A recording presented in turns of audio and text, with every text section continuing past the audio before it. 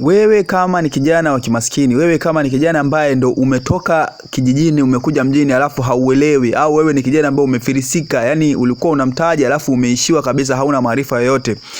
Mimi ninaendelea kutoa elimu ya biashara mbalimbali ambazo unaweza kujiingizia si chini ya shilingi 30,000 hadi 40,000 kama faida kwa siku, ukiwa una mtaji mdogo wa shilingi 30,000, 20,000 hadi 50,000.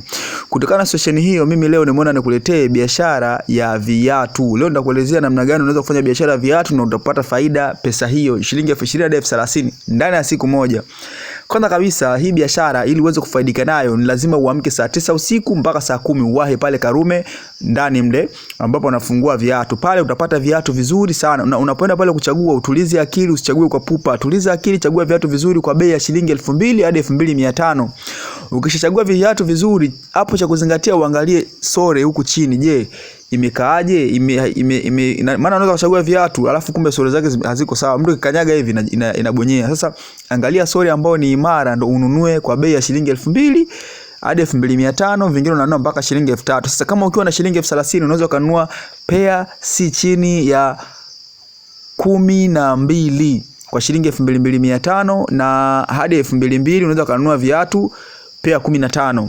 Kutokana na situation hiyo, sasa vile viatu baada ya kuvinunua wewe utatafuta sehemu nzuri, au utaenda nyumbani kwako utaanza kuvitengeneza vile viatu, utavipaka, yani kama kuna sehemu kumeachia unapaka gundi, kama kuna sehemu unaona haipo, kama na wewe ni mtaalamu wa kushona unaweza kupiga uzi kidogo au kanunua super glue ukavibandikia, ukaviosha, ukavipiga maji vikawa safi kabisa.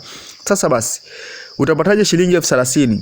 Kama nilivyosema katika video yangu ya kwanza, ili uweze kupata hela hiyo ni lazima utafute sehemu ambayo wanapita watu zaidi ya 60 hadi 100 ndani ya lisali moja.